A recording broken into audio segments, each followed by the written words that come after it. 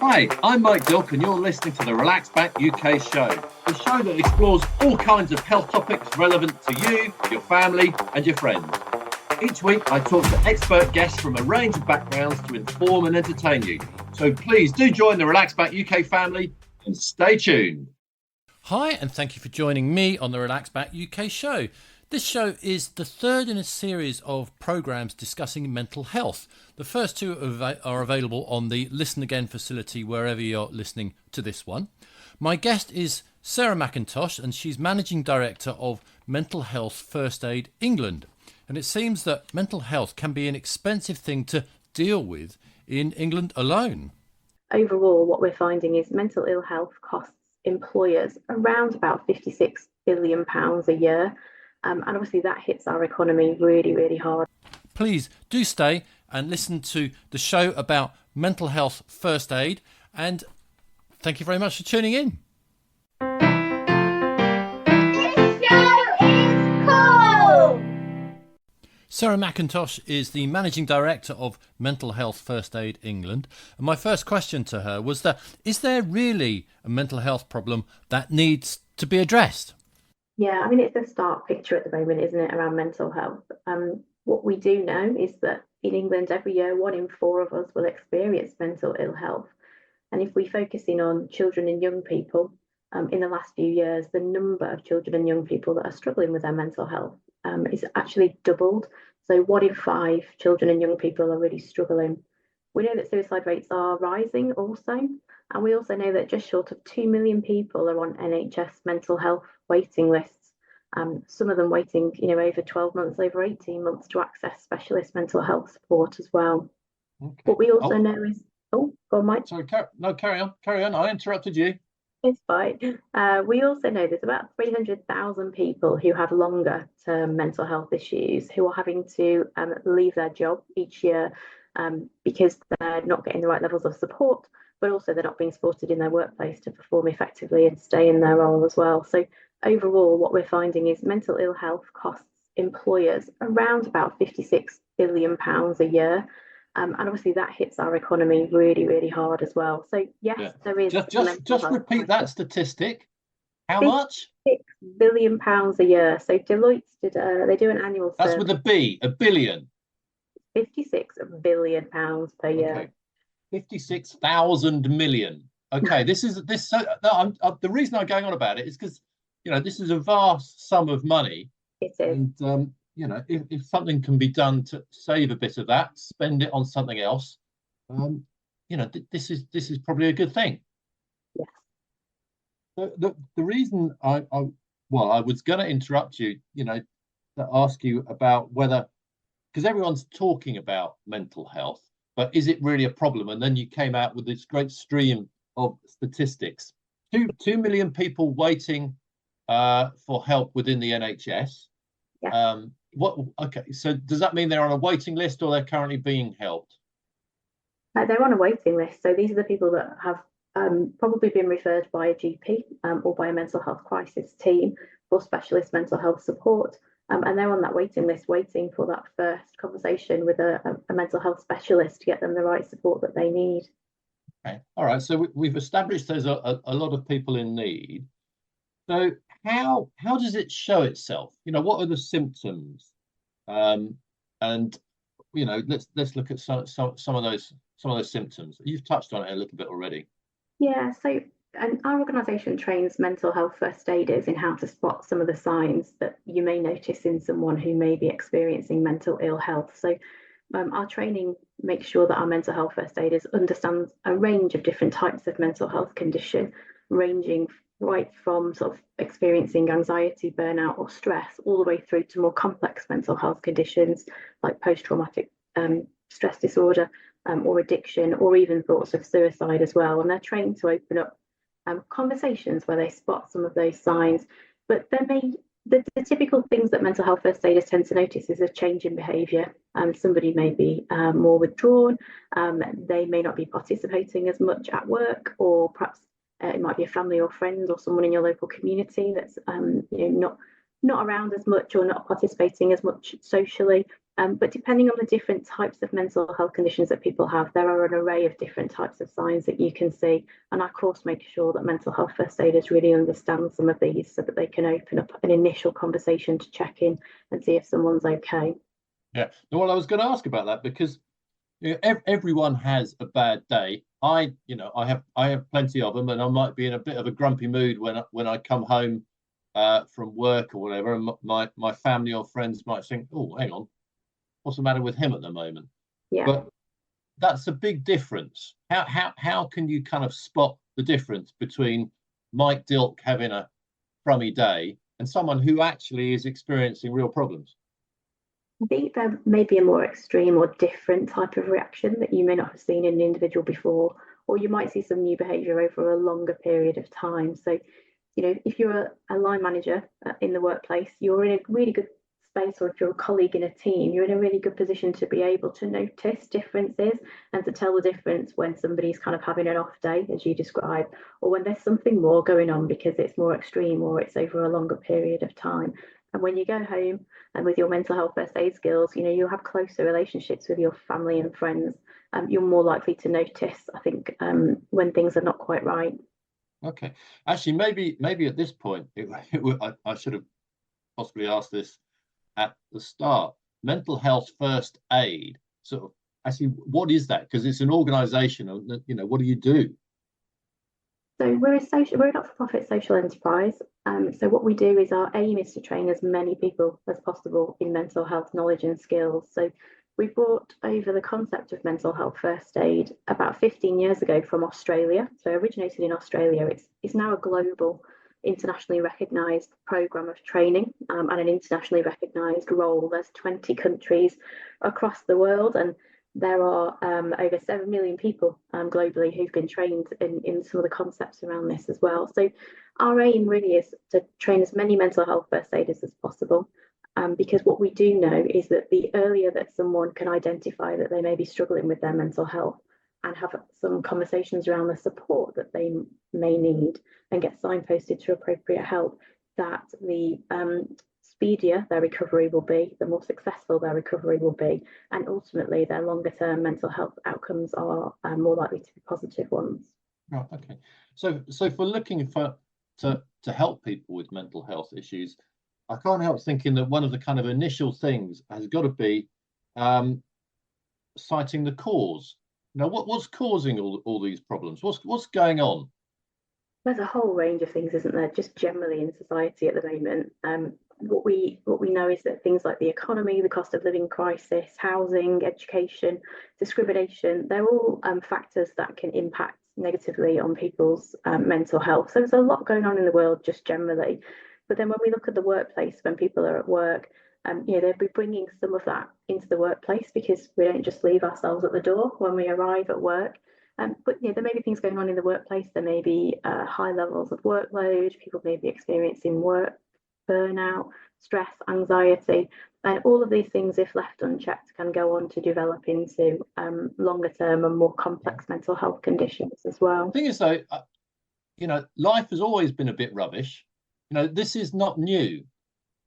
So is there something else going on? Because or have we just always had mental health and no one's done anything about it? Mental health issues and no one's done anything about it. We've always had mental health issues. I mean, everyone has mental health, both positive and the days where we're struggling with that mental health as well. I think we're just more in tune with understanding what some of the mental health issues are, the signs of when someone's struggling, and more used to having open conversations about it. There's been a huge amount of stigma and discrimination for people in the past when they've talked about their mental health, and it may have adversely affected people in terms of their employment opportunities or their friendships, for example. And the world today is much different in that people are just much more comfortable and open around having some of these conversations. So I think we're just hearing about it more, as well as seeing some higher rates of mental health just because of the nature of what's going on in the world right now. Yeah. Okay. I can think of one thing that's crept in the last couple of decades that is completely new, and I can't help thinking, and I've heard other people say that has been a major drive in mental health problems, and that's social media. Yeah, social media does have an interesting role to play in mental health, particularly for young people as well. Again, as I said before, the number of people, young people and children who are struggling with their mental health has doubled. And I think the pressures of social media, are there. They're living with social media from a very young age. And perhaps when, I don't want to guess your age, Mike, but for me and you, we didn't have the stress of growing up with social media and having our life on show and being able to have people comment on our photos or pictures or posts. And I was well into my adult life before all that happened. Yes, Sarah. yeah, the same. I'm old. Yeah, Really old.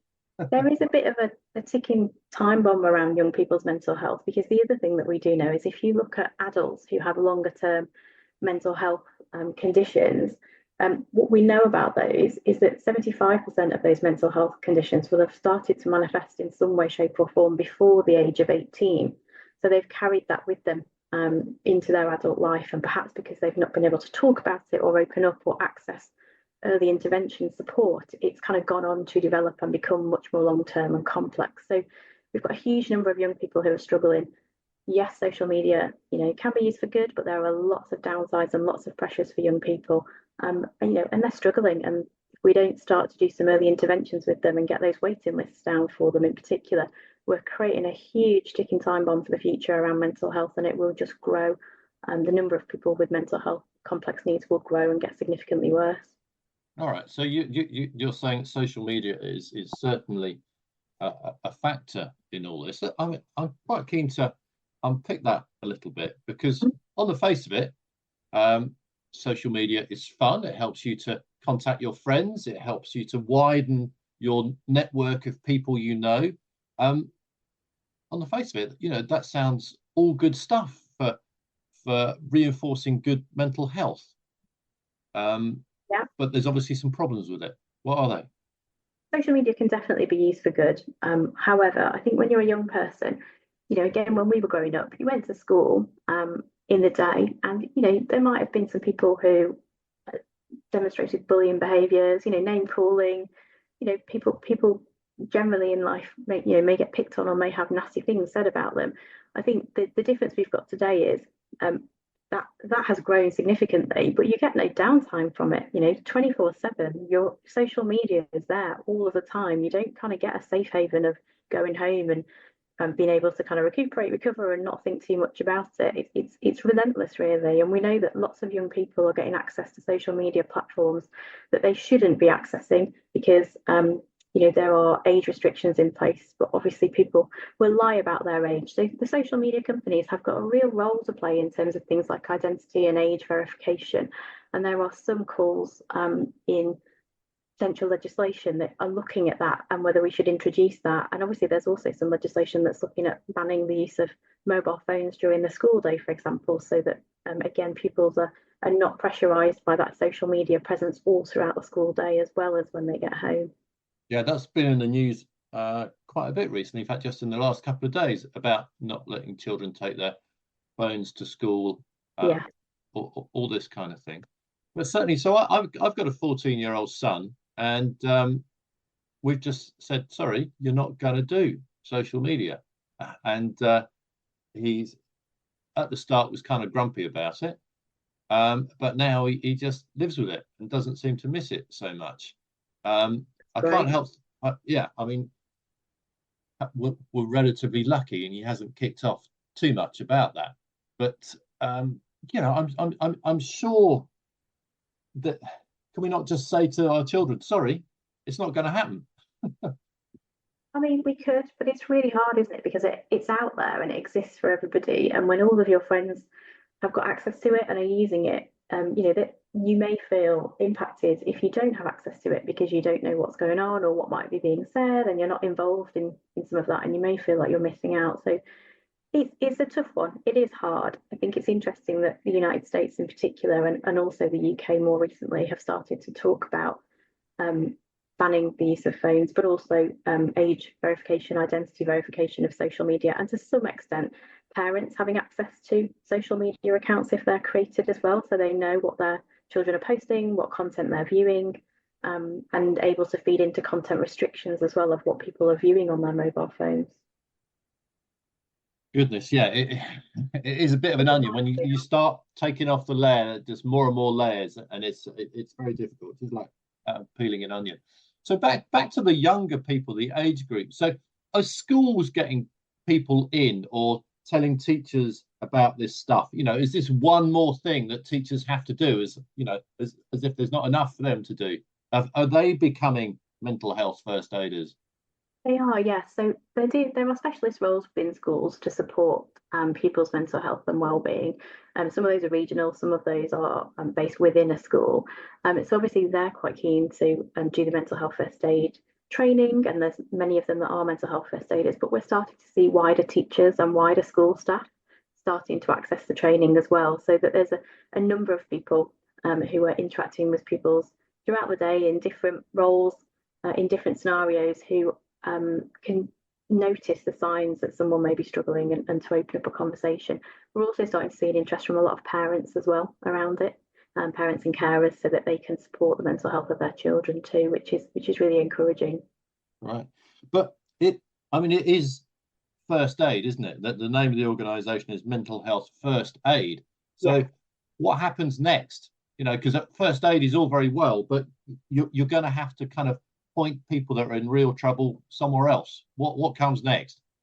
Yeah, I mean, we focus a lot of our mental health first aid training within a workplace setting. So that, that could be a bank, it could be a school, it could be a department within the NHS, for example. And we train our mental health first aiders within workplaces. Two reasons, really. So, firstly, we spend 2/3 of our waking life at work. And so, wouldn't it be good if the work was a mentally healthy place to be, and that people could have good mental health and well-being whilst they're at work, which would have a huge impact on them as individuals. But again, we also know when they go home that they will use their mental health first aid skills to support their family, their friends, people in their local communities, and it creates quite a big ripple effect. So the initial conversations that people are having when they spot signs are all around opening up a conversation, encouraging the person to kind of understand the support that would work most for them. And sometimes that's about self-care strategies. Sometimes that's about talking to a family member or a friend or a colleague to help get support. It can be utilising things like employee assistance programs or occupational health services, or chatting to the HR team in a workplace, or even going to the pastoral care support in a school. And there are occasions also where obviously we signpost people to GPs as well, to go and have a conversation with their GP to see if they need to access further mental health pathways. There are occasions as well where our mental health Are GPs kind of gatekeepers to this stuff within the NHS? Yeah, they tend to be a bottleneck. So, I mean, firstly, obviously, it's quite difficult to get a GP appointment. It's great to see in some of the manifestos trying to expand the number of appointments available, but they tend to be the front door for a lot of people with mental ill health. And what will happen from a GP is they will do a referral for you to have an assessment. And that's where a lot of those 2 million people are kind of stuck in the waiting list and in the system, and waiting to have an assessment and to get the right level of support for them. The other sort of entrance into mental health services is where people have reached crisis point, and maybe they may have had an ambulance called to them, or they may have a local mental health crisis team have come out to support them because they've been in crisis and they've perhaps had thoughts of suicide. And again, they can also do referrals into a mental health assessment and the appropriate pathways as well. But again, they hit that same bottleneck and that same waiting list, really. Oh, going back to employers. So are you experiencing buy-in from employers? Are they up for it? Do they find that it helps them to really help their staff? Yeah, they do. We've worked with over 20,000 workplaces over the last few years, and they've all recognised that workplaces have got a responsibility to look after the mental health and well-being of their people. Do they actually? Do they have a legal responsibility, apart from just it's rather nice if their staff are, healthier? They do have a legal responsibility, but a lot of workplaces don't actually understand this because it's quite hidden. So if you look at the health and safety legislation, it talks about a workplace making sure that it's creating a workplace that isn't negatively impacting somebody's mental health. There's things like the need to do stress risk assessments. There's guidance around the need to do that if there's something happening in a workplace that might be causing high levels of stress, and making sure you've got an action plan around it. And very deep within the first aid regulations, there's a suggestion that people might want to think about first aid for mental health, but it's not legislation or mandatory as part of those regulations in the same way that a physical first aider is. So quite often when we talk to workplaces, they want to do it for one of two reasons. They don't necessarily know about the legal and regulatory imperative to do it, but one of two reasons. One is because they just want to be ethical, good employers that recognise that if you're really good to your people, then they perform really, really well. So there's kind of an ethical, moral side to it. But also, quite a lot of workplaces have recognised that there's a business benefit to it. So obviously, if people perform well, they're going to do better as a business. They're going to generate more profits, have better customer or user satisfaction. Well, are we back to our 56 billion pounds that we mentioned at the start? We're back to reducing the cost of mental ill health as well. So, reducing absence, making sure that there are not people who are at work who are only able to half perform well because they really need to take some time out. That's known as presenteeism. So that's a big challenge in workplaces as well. So yeah, all sorts of great business reasons, economic reasons, but moral and social reasons as well as legal reasons for employers to have a look at this and have some mental health first aiders within their workplace. This is probably an unfair question, but are there any statistics that take on the amount of money that businesses can potentially save if they look after the mental health of their staff? There's lots of case studies that we've done around individual employers. So if you go to our website, the Mental Health First Aid England website, we've got quite a lot of case studies where workplaces have kind of documented some of the improvements that they've seen. So we know where workplaces have put some really good measures in place, that it increases the number of people that look to do what we call help-seeking behaviour. So the likelihood of people seeking help within a workplace, but also outside of the workplace to help them with their mental health. We know it improves confidence and knowledge. So the people that are trained improve their confidence and knowledge around mental health, and that helps them to better look after themselves as well as other people. And we know that there's a reduced level of stigma in a workplace, so more people are openly having conversations around mental health as well. And they're things that wouldn't have happened in that workplace before. So lots of different case studies about how things have helped reduce absenteeism as well, and also an increase in the number of people that want to come and work for you as well because they understand that you've got lots attracting staff is a big deal now, isn't it? Yeah. It can be hard to get staff. Okay, so there's information like that on your website. Yes, there is. Good. Another question, which again might be slightly unfair: are there any industries? Have you noticed? Because you said you've got 20,000 mental health first aiders in England. Are there any industries in particular where their services seem to be needed more? I wouldn't say their services are needed more because I think these services are needed across all sectors because we all have mental health and we all have mental ill health at times. So the importance of it being across sector is huge. There are some sectors, so some occupations whereby we see higher levels of stress or depression, or perhaps higher rates of thoughts of suicide or suicide behaviour. So, for example, the veterinary profession, doctors within the NHS, we tend to see high rates. Construction workers as well, we tend to see higher rates of suicide. So there are some sectors where there's some really interesting things going on for the people that work within them, and the sectors are trying to understand more about the causes of those issues so that they can help with preventative measures as well as sort of support and crisis support interventions as well. Right, and do they come to you for help with that? Because I mean, you're a good source for the original data of how many people feel like they're in trouble, and then presumably you can tell them the sorts of problems they're facing as well. Yeah, we do work with some sector-wide partner organisations and then specific workplaces within those sectors as well. We quite often run webinars about different types of sectors and the challenges that they face as well, and share some of the best practice that organisations in those sectors are putting in place as well to help share some of that best practice. Yeah. So in all industries really, how do you sign up your first aiders? Do you kind of just ask people to volunteer, or do you vet them? What kind of training do they get?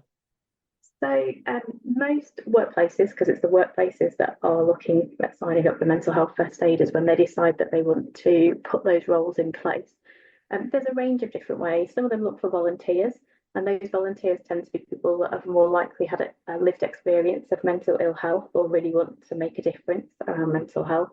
some organisations will do an application process and will kind of describe what the role is and ask people to kind of outline how they think they will, demonstrate great traits for a mental health first aider. So emotional support, open conversations, confidentiality, but also resilience as well. So some workplaces will kind of select people based on sort of application process to do the role as well.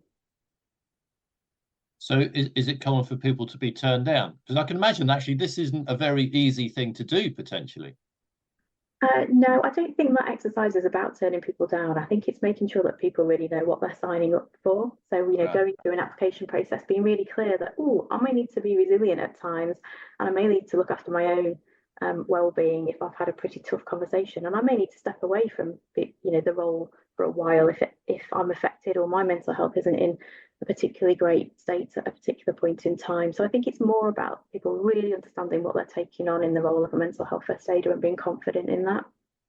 Okay. So once people have been selected, what sort of training do they get? Because they could be facing some quite difficult situations. Yeah, they could. So the mental health first aid course, it's a 2-day course, and we cover mental health. So both the positive sides of mental health and also mental ill health. We look at some of the factors that can contribute to poor mental health, and we also look at some of the groups that may have a higher level of prevalence to mental ill health as well, and why that might be. We spend quite a bit of time on the course talking through mental health conditions and the different types of signs that you may see if someone is experiencing those conditions. And then we give people a really safe, open and supportive conversation framework so that they gain real confidence to approach someone, open up a conversation to see how they're doing and if they're okay, and to consider, what support they might need, whether that's self-care, whether that's talking to friends and family, whether that's a referral to a mental health professional that they may need. And the idea being that the quicker we signpost people into the right support, again, the more successful their recovery will be and the better their mental health will be over the longer term as well. So lots of practice around discussions and different scenarios. We also make sure that mental health first aiders are equipped to be able to ask the question, are you having thoughts of suicide, and know how to deal with any response that you may get to that as well, so that they can get urgent crisis support and emergency support for someone if they need it as well. Sounds like it's a very packed 2 days. It is a packed 2 days. And I think the thing for me is today we're launching the Association of Mental Health First Aiders. So it's part of Mental Health First Aid England. And the reason that we're launching it is because what we've recognised is you can't just send people on a 2-day course and expect them to be confident and knowledgeable and being able to apply their skills from day one. So what we now do is once someone's trained with us, is we offer them 3 years worth of free support. So we offer them resources, webinars, continuous learning, and they can share best practice and ask questions of their peers, so that they really do build up that confidence and feel really empowered to do a really great job of that role as well. So we're really proud to be able to launch that today and make sure that those mental health first aiders, of which we've trained over 300,000, feel part of a larger community that can seek that support, but also they know in return that we'll go out and champion their impacts and the great amazing work that they do. That's 300,000 just in England, is it? 300,000 in England in the last 3 years, so since the pandemic, yes. Okay, okay, that's a big number. Goodness me. It is, and it's growing. It's growing every week. Good. All right. If you have a work colleague, I mean, you might not be a mental health first aider, but if you have a work colleague and you think, okay, maybe they're exhibiting some of the symptoms that we spoke about earlier, slightly different behavior or slightly erratic behavior or whatever it might be, what would you suggest that someone does in the first situation? Well, whether you're trained as a mental health first aider or not, I think if you notice signs like that in somebody, you should always ask the question, are you okay?